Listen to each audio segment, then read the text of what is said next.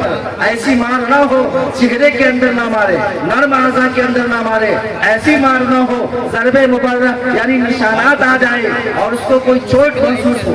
ایک بات یاد رکھیے، آج کل جو رشتہ خراب ہوتا ہے میاں بیوی کے درمیان، اس کی ایک بڑی وجہ یہ بھی ہوتی ہے کہ شوہر اپنے آپ کو حاکم تصور کرنے لگتا ہے، شوہر اپنے آپ کو سب سے اونچا اور گھر کے اندر سب سے اشرف سمجھنے لگتا ہے اور بیوی کی کوئی حیثیت نہیں سمجھتا۔ یعنی شوہر اور بیوی ایک دوسرے کے جو شرعی حقوق ہے، شرعی دائرہ ہے، اس سے ناواقف ہوتے ہیں، یا واقف ہوتے بھی ہیں اس دائرے کو پار کر لیتے ہیں۔ کہا گیا کہ شوہر بیوی کے ماں باپ کو گالی نہ دے۔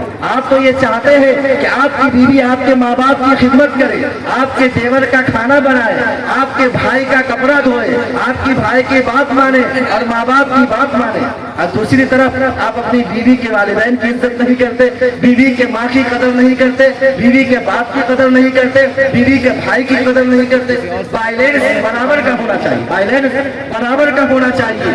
اگر آپ اپنی شریک حیات زوجہ محترمہ اور بیوی سے یہ توقع رکھتے ہیں کہ ہمارا گھر خوشحال ہو، ہمارا گھر دنیا میں جنت نما ہو جائے اور میری بیوی میرے باپ کے اور میری ماں کے ایک اشارے پر ناچے اور کام کرے، میرے بھائی کی بات مانے، کہ تمہیں بھی اس بات کا احساس کرنا چاہیے اور اس بات کا ذمہ دار ہونا پڑے گا کہ تم بھی اپنی بیوی کے ماں باپ کی قدر کرو گے اور اپنے بیوی کے بھائی کا احترام کرو گے۔ اگر تم ان کے گھر والوں کا احترام کرو گے تو انشاءاللہ بیوی بھی تمہارے گھر والے کا احترام کرو۔ یہ چیزیں ہیں تو طلاق کے بارے میں قرآن نے کہا پہلے سمجھاؤ، دوسرے نمبر پر جو ہے بستر الگ کرو اور اس کے بعد ضرب غیر مبرح ہلکی سی تعدیل سرزنش کی اجازت دی گئی ہے۔ اب بھی اگر اصلاح نہ ہو تو ایک طلاق دے دو اور طلاق دینے کے بعد بیوی کو گھر نہیں بھیجنا بلکہ اپنے گھر کے اندر رکھنا ہے۔ 3 مہینے کے اندر اگر شوہر کو اپنی غلطی کا احساس ہو جائے کہ یہ میری بیوی ہے، اس کی اندر ایک کمی ہے لیکن اس کے اندر سینکڑوں خوبیاں ہے، تو وہ رجوع کر لے اور پھر آپ کی بیوی ہو جائے۔ اسی طرح دوسری طلاق، تیسری طلاق، ایک بار 3 طلاق دینا شریعت میں گناہ اور بغیر ضرورت طلاق دینا مکروہ ہے اور امام ابو حنیفہ علیہ رحمہ کی ایک روایت کے مطابق حرام ہے۔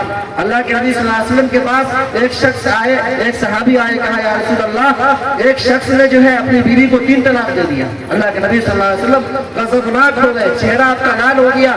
آپ نے فرمایا ایلعب بکتاب اللہ وانا بین اظہرکم حتی قام رجل فقال یا رسول اللہ الا اقتلہ۔ آپ نے کہا جبکہ میں ابھی تمہارے درمیان موجود ہوں اور تم اللہ کی کتاب کا کھلواڑ کر رہے ہو۔